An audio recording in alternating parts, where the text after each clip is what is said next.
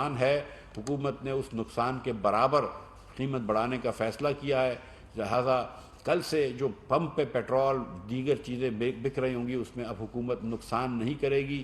میں ایک مرتبہ پھر ریپیٹ کر دیتا ہوں کہ رات کے 12 بجے سے 24 روپے 3 پیسے پیٹرول کی قیمت بڑھ کے 233 روپے 79 پیسے ہو جائے گی، 233.89۔ ڈیزل کی قیمت 59 روپے 16 پیسے سے بڑھ کے 263 روپے 31 پیسے ہو جائے گی۔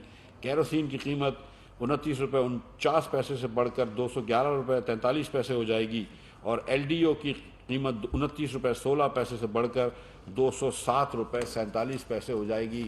میں ایک مرتبہ پھر یہ بات کرنا چاہتا ہوں کہ ہمیں پتہ ہے کہ اس سے مہنگائی بھی ہوگی، ہمیں پتہ ہے کہ اس سے لوگوں کو تکلیف بھی ہوگی، لیکن ہم مجبور تھے کیونکہ دوسرا راستہ تباہی کا تھا، ہم اس طرف اس ملک کو نہیں لے کے جائیں گے۔ انشاءاللہ تعالی مشکل کے بعد آسانی ہوتی ہے، اور انشاءاللہ تعالی آپ دیکھیں گے کہ جلد ہم مہنگائی پہ قابو پا لیں گے اور انشاءاللہ آسانی پاس آن کریں گے۔ انٹرنیشنل پرائز بڑھ گئی تھی، ہم اس کا کچھ نہیں کر سکتے تھے۔ پہلے ڈاکٹر صاحب پھر بات کر لیں، پھر سوال کے جوابات۔ جی